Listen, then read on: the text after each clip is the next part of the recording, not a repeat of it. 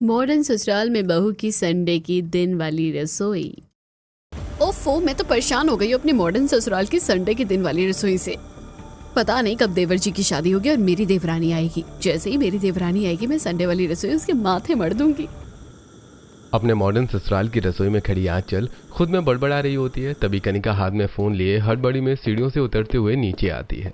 Mummy, पापा, भैया, भाभी, आप लोग जल्दी हॉल में आइए। हमारे गांव वाले घर के बगल में जो आंटी रहती है ना, उनका फोन आया है दादी के फोन नंबर से। कनिका की घबराहट भरी आवाज सुनकर पूरा परिवार हॉल में इकट्ठा होता है और स्पीकर पर हेमंत अपने गांव की पड़ोसन उर्मिला से बात करता है। अरे क्या हुआ उर्मिला बहन, माँ के फोन से आपने फोन किया है, सब कुछ ठीक तो है ना? भाई साहब, कल रात 8 बजे आपकी माँ हम सभी से बात करके अपने अपने कमरे में सोने चली गई थी। वैसे तो सुबह 5 बजे उठ जाया करती थी, पर आज 10 बजे तक अपने घर से बाहर नहीं निकली। तो हम सभी उनकी तबीयत पूछने आए तो देखा उन्होंने दुनिया छोड़ दी है। नहीं माँ जी, हमें छोड़कर नहीं जा सकती। अरे नहीं, मेरी माँ मुझे छोड़कर नहीं जा सकती। पापा, मम्मी संभालिए खुद को।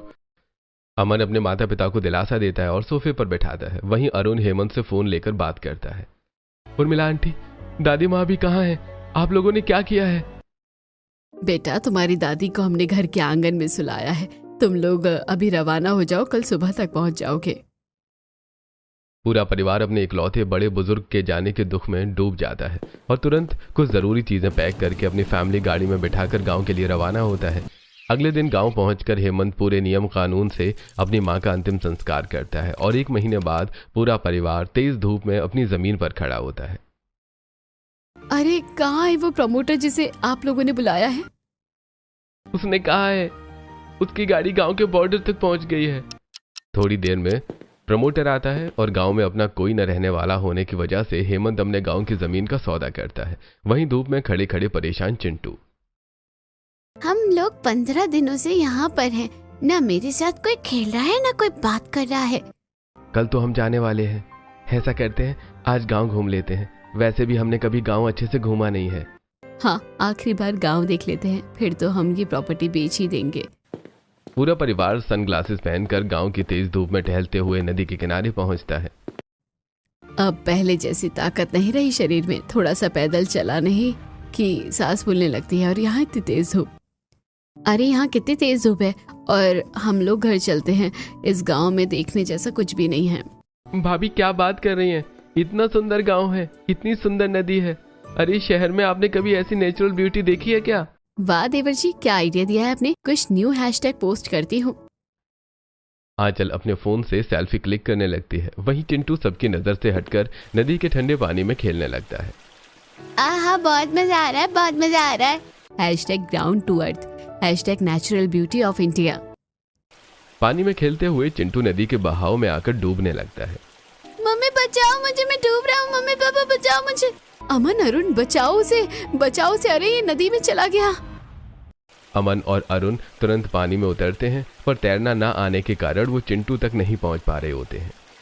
अरे मेरा इकलौता पोता। अरुण, अमन जल्दी करो, बचाओ चिंटू को। तैरने न आने के कारण अरुण और अमन चिंटू को बचा नहीं पा रहे थे। तभी अनन्या दौड़ते हुए आती है और नदी में छलांग लगाकर बेहोश चिंटू को पानी से बाहर निकालती है। अरे जल्दी मेरे बच्चों को कोई हॉस्पिटल लेकर चलो। प्लीज आप लोग शांत हो जाइए और थोड़ी हवा आने दीजिए। अनन्या चिंटू का पेट चाप कर सारा पानी निकालती है, जिससे चिंटू खांसते हुए होश में आता है। मम्मी मैं डूब गया पानी में। चिंटू बेटा, तू डूबा नहीं है। देख, तू अपनी मम्मी के पास है। थैंक यू, तुमने मेरे बेटे को बचा लिया। कोई बात नहीं। वैसे आप लोग शहर से आए हुए लगते हैं। यहाँ आपका कोई रिश्तेदार रहता है क्या? हाँ, मेरी सासू माँ यहाँ रहा करती थी। कुछ दिन पहले ही उनका देहांत हो गया है। सुनकर तो बहुत बुरा लगा। वैसे यहाँ से मेरा घर पास में ही है। चलिए आराम कर लीजिएगा, फिर अपने घर निकल जाइएगा। ये लड़की कितनी प्यारी है और बिना अपनी जान की परवाह किए इसने हमारे चिंटू को भी बचा लिया। स्टाइल जो बताए आपकी पहचान। हर मौके के लिए खास कलेक्शन तैयार। अपनी वार्डरोब को दें नया अंदाज।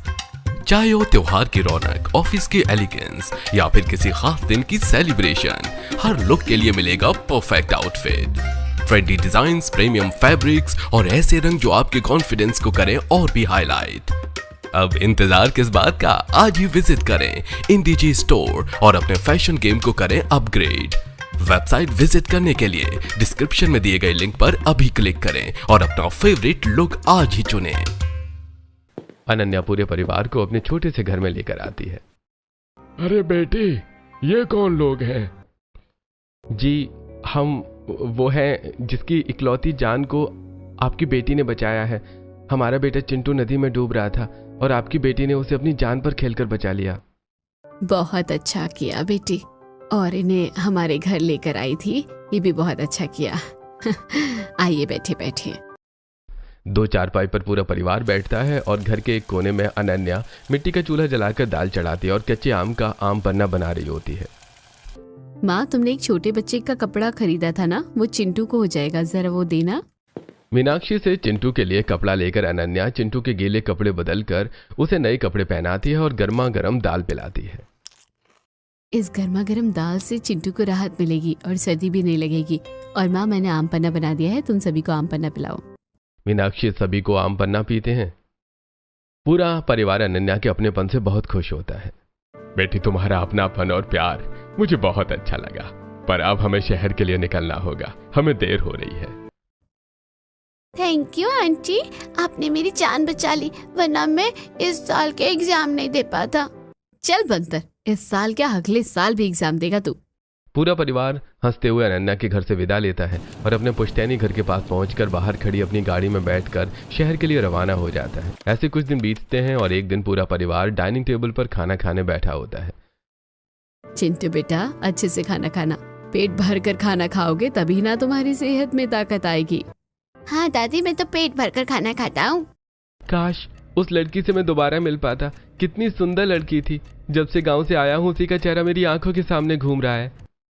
अमन रोटी सब्जी खाते हुए रोटी का निवाला बनाकर बिना सब्जी लगाए खा रहा होता है। अरे अश्विनी, तुमने अमन की शादी के लिए अपनी कुछ सहेलियों से बात चलाई थी ना, क्या हुआ? कोई अच्छी लड़की मिली? नहीं, हमारे अमन को पसंद आया ऐसी सीधी सादी लड़की मिली ही नहीं रही है। हमें भी हमारे बिजनेस बैकग्राउंड में कोई लड़की दिख नहीं रही है। क्या हुआ देवर जी, सब्जी अच्छी नहीं बनी है क्या? नहीं भाभी, सब्जी अच्छी बनी है, मुझे पसंद है। मुझे करेले की सब्जी बहुत पसंद है। करेले की सब्जी? देवर जी, आपकी प्लेट में लौकी की सब्जी है और मैं देख रही हूँ आपने एक रोटी पूरी खा ली, पर अभी तक आपने सब्जी नहीं खाई है। अरे भाभी, ये तो कुछ भी नहीं है। भैया जब से गांव में आए ना, इसी तरह खोए खोए रहते हैं। कल मैंने इनसे मेरे प्रोजेक्ट में मदद करने को कहा तो इनका हाँ ठीक है बोलकर पता नहीं क्या बनाने लगे। मैंने कहा मुझे दिखाओ तो दिखाई नहीं रहे थे, पेपर लेकर मेरे कमरे से भाग गए। इन्हें क्या बताऊं कि मैं उस लड़की की तस्वीर बना रहा था। अरे बेटा, हम तेरे लिए लड़की ढूंढ रहे हैं और तू उलट पुलट हरकतें कर रहा है। क्या हो गया? बिजनेस में कुछ प्रॉब्लम है क्या? अपने पापा को बताओ, वो तेरी मदद करेंगे। अरे नहीं मम्मी, बिजनेस में तो कोई प्रॉब्लम नहीं है। दरअसल बात कुछ ऐसी है कि अगर मैं आपको कहूँ कि मुझे कोई लड़की पसंद है तो क्या आप मेरी उससे शादी करवाएंगे? अरे हाँ बेटा, क्यों नहीं, हम तेरी शादी तेरी पसंद की लड़की से जरूर कराएंगे।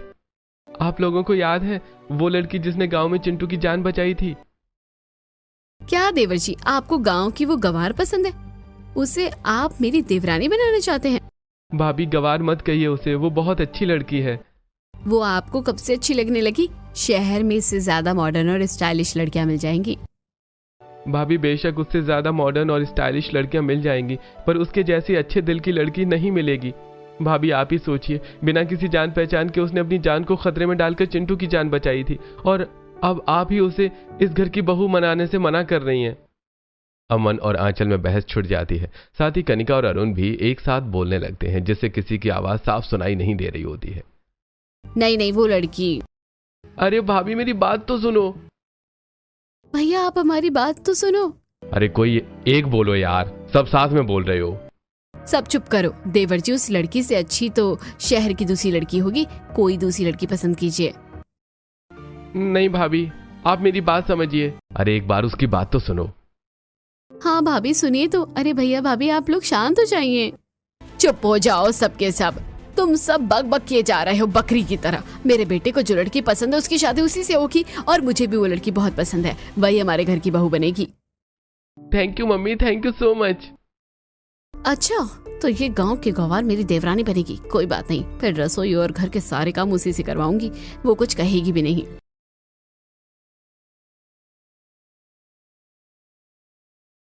तो ठीक है, कल ही हम रिश्ते की बात करने गांव जाएंगे।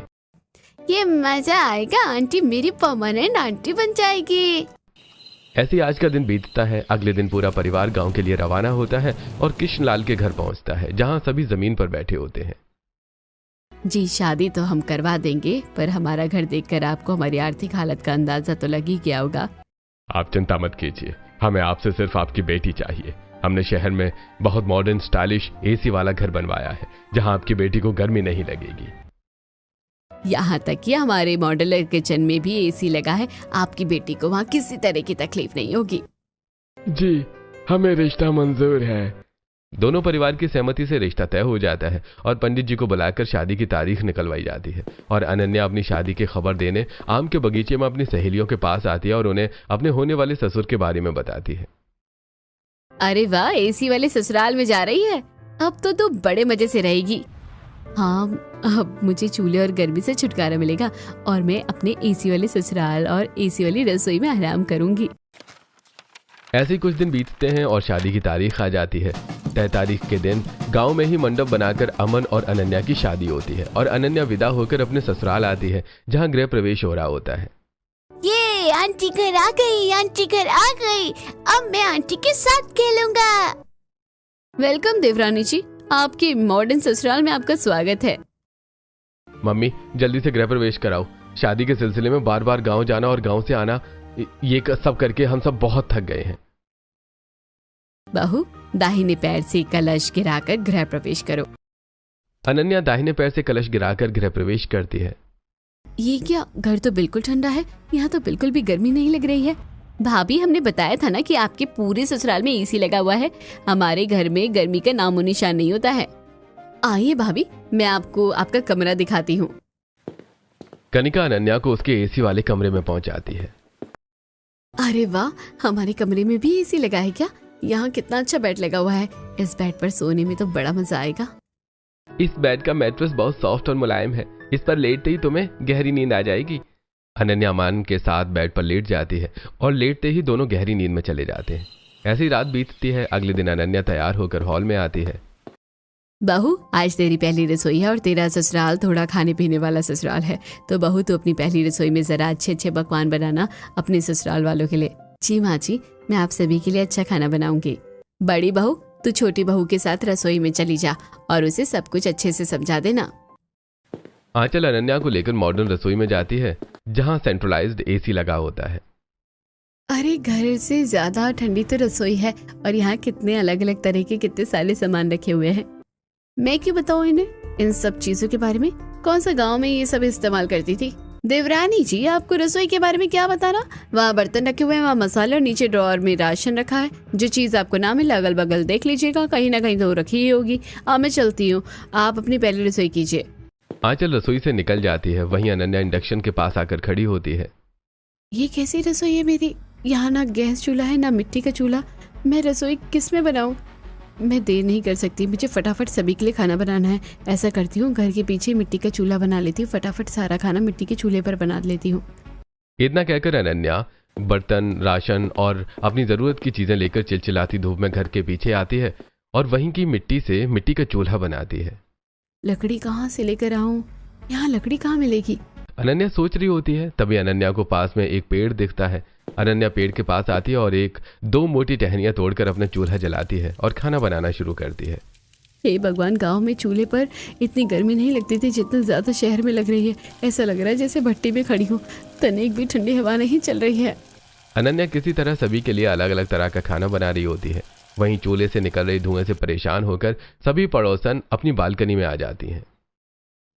अरे, अश्वनी जी की बहू अपने मॉडर्न रसोई छोड़कर तेज धूप में मिट्टी के चूल्हे पर खाना क्यों बना रही है? अश्वनी जी की बहू गांव से है ना, गांव में आज भी मिट्टी के चूल्हे पर पहली रसोई होती है, शायद इसीलिए। इससे परेशानी तो बहुत हो रही होगी, पर अगर रस्म है तो क्यों किसी की भावना को ठेस पहुंचाना, करने देते हैं इस रस्म को। इतना कहकर सभी पड़ोसन वापस अपने घरों में चली जाती हैं। वहीं पहली रसोई में अनन्या का पूरा चेहरा पसीने से भर गया होता है। पूरी सब्जी, पुलाव, रायता, रोटी, दाल, आम पन्ना, दाल पराठे, खीर और रसमलाई मैंने बनाया है। अब सभी को डाइनिंग टेबल पर बुलाती हूँ। अनन्या सारा खाना घर में लेकर आती है और डाइनिंग टेबल पर सजाती है। फिर अपने ससुराल वालों को आवाज देकर बुलाती है। सभी आकर डाइनिंग टेबल पर बैठते हैं और खाना शुरू करते हैं। अरे वाह बहू, खाना तो बहुत टेस्टी बना है। बहू, मैंने सोचा नहीं था कि तू अपने पहले दिन में इतना स्वादिष्ट खाना बनाएगी। मजा आ गया, मन तृप्त हो गया ऐसा खाना खाकर। बहू, आज से तू ही हमारे लिए खाना बनाया करना। ऐसा टेस्टी खाना तो हम भूल ही गए थे कि खाना इतना स्वादिष्ट भी हुआ करता है। बहू, हमारे रविवार के दिन भी तू हमारे लिए ऐसा ही खाना बनाना। पापा जी, क्यों नहीं? ऐसे ही 2 दिन बीतते हैं और आज रविवार होता है। पूरा परिवार अपने घर में बने स्विमिंग पूल में एंजॉय करने के लिए तैयार होकर नीचे उतरता है। ये क्या, आप लोगों ने किस तरह के कपड़े पहने हैं और आप में से कोई नहाया हुआ भी नहीं लग रहा है। बहू, हम में से कोई नहाया नहीं है तो नहाया हुआ कैसे लगेगा? भाई, हम सभी अपने घर में बने स्विमिंग पूल में नहाने जा रहे हैं। क्या मेरे ससुराल में स्विमिंग पूल भी है? हाँ भाभी, हॉल के बाद जो गैलरी है ना, वहीं पर हमने अपना एक स्विमिंग पूल बनवाया है। हाँ भाभी, आप लोग चलिए, मैं सारी तैयारी करवाता हूँ। पूरा परिवार अपने घर में बने स्विमिंग पूल के पास आता है और स्विमिंग पूल के ठंडे पानी में उतरकर एक दूसरे के ऊपर पानी उछालकर खेलने लगता है। वहीं आंचल अनन्या को लेकर रसोई में आती है। देखिए देवरानी जी, आपके हाथों का खाना तो सभी को पसंद ही है। अब बस आप थोड़े से चिप्स तैयार कर लीजिए, साथ में थोड़ा सलाद और 2-3 तरह के जूस और शरबत बना लीजिए, और खाने में दही बड़े, जलेबी, ये सब भी बना लीजिएगा। मैं स्विमिंग पूल में जा रही हूँ, आपको पता है ना, चिंटू पानी में डूबने लगता है। हाँ हाँ दीदी, आप तुरंत जाइए और चिंटू का ध्यान रखिएगा, मैं ये सब बना कर लेकर आती हूँ। बहाना मारकर आंचल सारा काम अनन्या के माथे मोड़ देती है। कल मम्मी जी ने इस इंडक्शन चूल्हे के बारे में कुछ बताया तो था, कहा था ये बटन दबाना तो चालू हो जाएगा, पर ये तो चालू ही नहीं हो रहा। क्या करूँ, लेट भी हो रहा है। आज भी मिट्टी के चूल्हे पर ही खाना बना देती हूँ। इतना कहकर अनन्या बर्तन और राशन लेकर अपने घर के पीछे बनाई मिट्टी के चूल्हे के पास आती है और दोबारा चूल्हा जलाती है। शहर के उमस और पोल्यूशन की वजह से थोड़ी देर में चूल्हे के सामने अनन्या का बुरा हाल हो जाता है। हे भगवान, सिर्फ कुछ ही मिनटों में मेरी ये क्या हालत हो गई है। और ये क्या, मैं तो मिर्च लाना ही भूल गई, अब मुझे मिर्च लाने जाना पड़ेगा। खाना बनाते हुए अनन्या को बार बार सामान लेने अपने रसोई में जाना पड़ता है, जिससे एसी होने के बावजूद अनन्या पसीने से भर जाती है। पर किसी तरह आंचल का बताया सारा खाना बनाकर अनन्या घर के पूल के पास आती है, जहां सभी डीजे बजाकर पूल में पार्टी कर रहे होते हैं। अब मैं अपने ससुराल वालों के साथ पानी में मस्ती करूंगी, बहुत मजा आएगा। ये लीजिए, आप लोग नाश्ता पानी कीजिए। अरे वाह, ठंडा ठंडा शरबत और गर्मा गर्म पकौड़े तो चाहिए थे इस पूल में, और क्या चाहिए? बहू, जरा आमरस बनाना। पूल में बैठकर आमरस पीने का मजा ही कुछ और होता है। भाभी, मेरे लिए पेड़े बना दीजिए ना। चाची चाची, मेरे लिए मिल्क शेक बनाइएगा, मुझे मिल्क शेक पीना है। हाँ हाँ, मैं भी बना देती हूँ। पसीने से तरबतर अनन्या रसोई में आती है और दही बड़े बनाने की तैयारी करके आमरस बनाती है और फिर सभी को देने वापस पूल के पास आती है, जहां सभी पूल से निकल चुके होते हैं। ये क्या, आप लोग पूल से बाहर क्यों निकल गए? क्या आप पूरा दिन पूल में ही बैठे रहेंगे? वैसे सुनो, दोपहर के खाने की तैयारी की है ना? नहीं मम्मी जी, अभी तो तैयारी नहीं की, पर क्या खाएंगे आप लोग? अरे मैं तो पुलाव खाऊंगा। मेरे लिए पनीर के पराठे बनाना। और मैं लच्छा पराठा और चने की सब्जी खाऊंगा, मुझे बहुत पसंद है। इसी तरह सभी अपनी दोपहर के खाने की फरमाइशें बताते हैं और अनन्या आंचल के साथ रसोई में चली जाती है। देवरानी जी, चिंटू अभी पूल से नहा कर निकला है, मुझे उसे तैयार करना है और पढ़ाना भी है। ऐसा कीजिए, आप काम शुरू कीजिए, मैं थोड़ी देर में आकर आपका हाथ बटाती हूँ। जेठानी जी, जाने से पहले मुझे थोड़ा रसोई के बारे में बताकर जाइए, मुझे ये चूल्हा जलाना नहीं आ रहा है। अब तक आप खाना किस पर बना रही थी?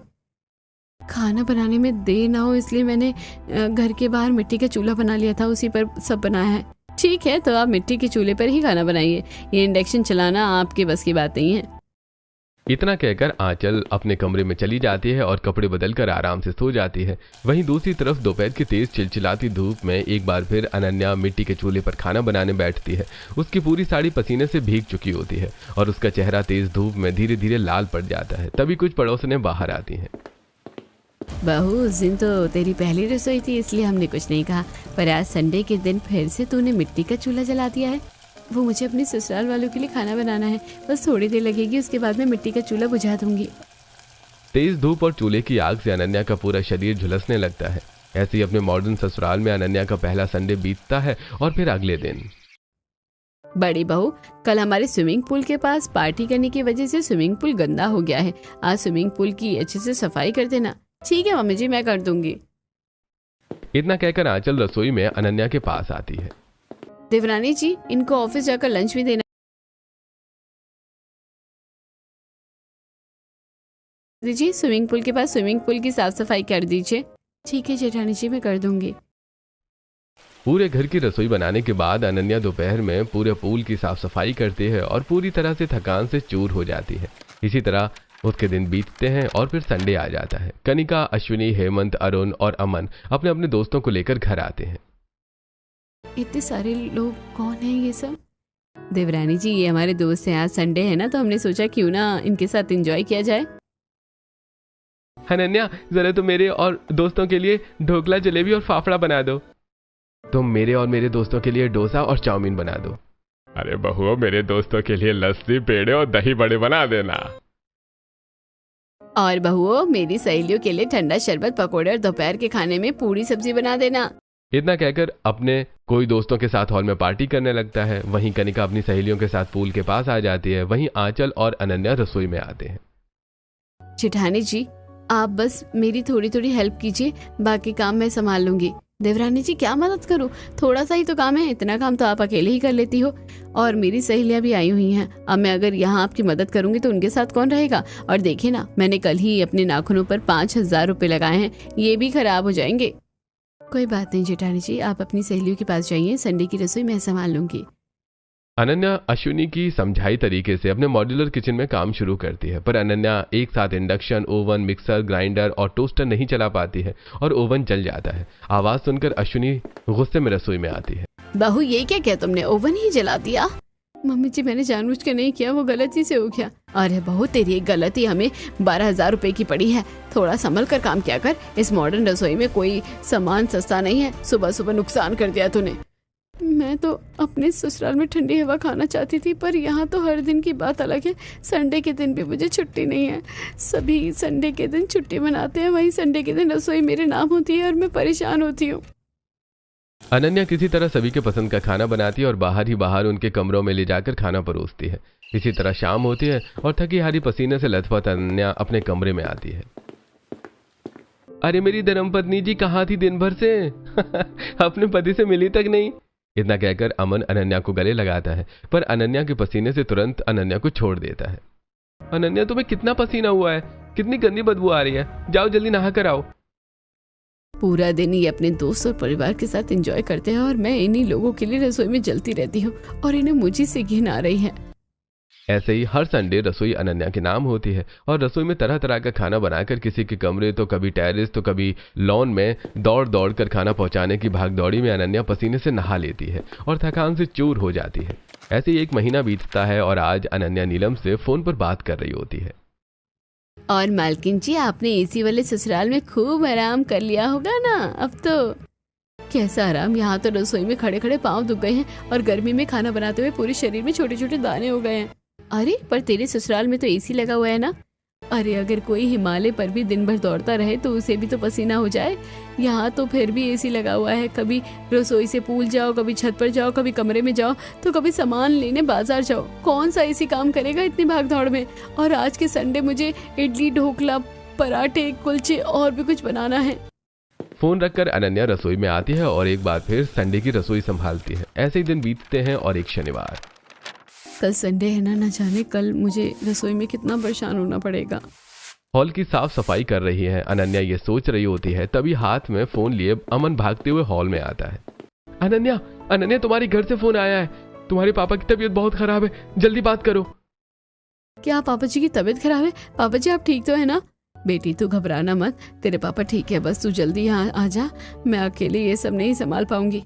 हाँ मम्मी, मैं अभी यहाँ से निकलती हूँ। अमन, तू जल्दी से बहू को उसके मायके पहुंचा दे और अपने ससुर को भी देख लेना। अगर ज्यादा तबीयत खराब हो तो उन्हें तुरंत शहर लेते आना। ठीक है मम्मी। आनंद फानन में अनन्या तुरंत अमन के साथ अपने मायके के लिए निकलती है और कुछ घंटों में अपने मायके पहुंचती है, जहां कृष्णलाल बिस्तर पर लेटे होते हैं। क्या हुआ पापा आपको? आपने अपनी तबीयत खराब कर ली? बेटी, अब तू आ गई है ना, तो मेरी तबीयत भी ठीक हो जाएगी। पापा जी, मम्मी जी अगर कोई भी जरूरत लगे तो याद रखिएगा, मैं आपका अपना बेटा हूँ, फोन करने में झिझकिएगा मत। ठीक है बेटा। नहीं पापा, रुक तो नहीं सकता, नया बिजनेस है, जाना पड़ेगा। मीनाक्षी अमन को नाश्ता पानी करवाती है और अमन शहर के लिए रवाना हो जाता है। ऐसे आज का दिन बीतता है और अगले दिन संडे होता है। पूरा परिवार हॉल में इकट्ठा होता है। अरे संडे के दिन तो अब दही बड़े खाने की आदत हो गई है। मम्मी आंचल तुम मेरे लिए दही बड़े बना लो ना। और अश्विनी तुम मेरे लिए वो पीड़े और आमरस बनाना, और दोपहर के खाने में बहू की तरफ पुलाव बनाना। भाभी मेरे लिए डोसा बनाना, मुझे आज संडे के दिन डोसा खाना है। आंचल और अश्विनी अपने किचन में आती हैं और खाना बनाना शुरू करते हैं। थोड़ी देर में दोनों की हालत खराब हो जाती है। बहू मुझसे रसोई में खड़ा नहीं होया जा रहा है। देख मैंने थोड़ी बहुत तैयारियां कर दी है, बाकी काम तू संभाल लेना। ओफो, ये देवरानी जी के हाथों का खाना खा खा कर इन लोगों की संडे के दिन की डिमांड भी बढ़ गई है। अब जब तक वो नहीं आते तब तक मैं ही अकेली रसोई में परेशान होंगी। खाना तैयार करके आंचल सभी के कमरों तक उनकी फरमाइश का खाना पहुंचाती है और थकान से चूर कुर्सी पर बैठ जाती है। तभी चिंटू आता है। मम्मी मम्मी भूख लगी, मेरे लिए खाना बना दो। हाँ रुक जा बेटा, बना रही हूँ खाना। आंचल किचन में आकर खाना बनाना शुरू करती है। तभी अश्विनी भी किचन में आती है। बहू आज रविवार है, दोपहर के खाने में तेरे ससुर जी ने बिरयानी मांगी है और तेरे पति और देवर ने दाल बाटी चूरमा, खीर, रसमलाई और इस तरह तरह के खाने बनाने के लिए कहा है। चल जल्दी जल्दी काम शुरू करते हैं। अश्विनी और आंचल अपने मॉड्यूलर रसोई में खाना बनाना शुरू करती हैं। किचन में एसी होने के बावजूद दोनों के चेहरे पसीने से भीग जाते हैं और पांव कांपने शुरू हो जाते हैं। मम्मी जी अब नहीं होता इतना सारा खाना खड़ा होकर बनाना। इतना सारा खाना अकेले बनाना बहुत मुश्किल है। बहू हम सुबह से खाना ही बना रहे हैं, मुश्किल तो है पर तुझे तो आदत है ना। तू तो छोटी बहू के साथ हर दिन और खासकर संडे के दिन रसोई बनाया करती थी, फिर तू क्यों पसीने से भर गई है? आज मुझे एहसास हो रहा है कि मैंने देवरानी जी के साथ कितना गलत किया। इस साल बहुत तेज़ गर्मी पड़ी है।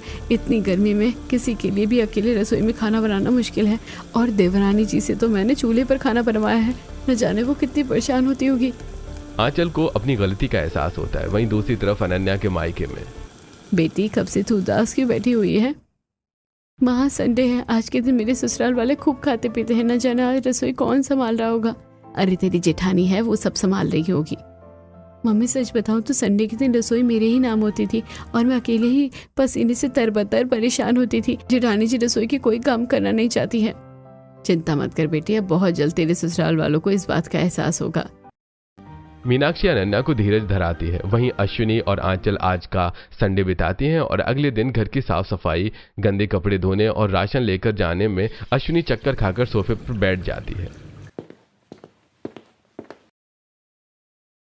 मम्मी जी आप ठीक तो है ना? बहू अब मुझसे ना हो पाएगा। मैंने कपड़े धोने में तेरी मदद कर दी, राशन लेकर आ गई, पर अब इस तेज गर्मी ने मेरी हिम्मत तोड़ दी। अब तुझे ही घर संभालना पड़ेगा बहू, अब तू ही घर संभाल। ऐसे ही अगला संडे आता है। हेमंत, अरुण और अमन अपने दोस्तों के साथ टेरेस पर पार्टी कर रहे होते हैं। वहीं कनिका और रश्मि अपनी अपनी सहेलियों के साथ अपने कमरे में पार्टी कर रही होती हैं और आंचल सभी के लिए रसोई में खाना बना रही होती है। पसीने से तरबतर आंचल रसोई में खाना बना रही होती है। हे भगवान, बस किसी तरह आज का संडे बिता दो। कल सबसे पहले घर वालों से माफ़ी मांगूंगी, उन्हें सारी सच्चाई बताऊंगी और देवरानी जी को वापस बुलाऊंगी। मैं अकेले नहीं संभाल सकती ये सब। ऐसे आज का संडे बीतता है। अगले दिन आंचल किस तरह सारे काम अनन्या को सौंप दिया करती थी, यह बात अश्विनी को बताती है। बहू ये तूने बहुत गलत किया। इतनी तेज गर्मी पड़ रही है कि 2 रविवार में हमारी हालत खस्ता हो गई और तू बहू को पिछले 2 महीनों से परेशान कर रही थी। मेरी बहू। मम्मी जी मुझे माफ कर दीजिए, आप देवरानी जी को वापस बुला लीजिए। अब हम मिलकर काम करेंगे। मैंने समधन जी से बात की है, कृष्णलाल जी की तबीयत ठीक है, बहू शनिवार को वापस आ जाएगी।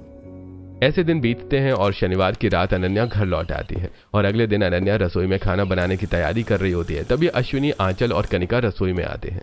आप लोग रसोई घर में क्यों आ गए? बहू पहले हम हरा खाना तैयार कर ले, फिर हम उन्हें बुलाएंगे। भाभी मैं पकोड़े तल देती हूँ।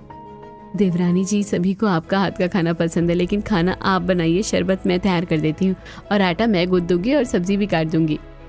सभी मिलकर संडे के दिन की रसोई संभालते हैं और आज आंचल अपनी किटी पार्टी में अपनी सहेलियों से अनन्या को भी इंट्रोड्यूस करवाती है। इसी तरह हंसी मजाक में संडे बीतता है और अगले दिन भी आंचल हाथों हाथ अनन्या के साथ काम कर रही होती है। तभी जेठानी जी ये क्या कर रही हैं आप?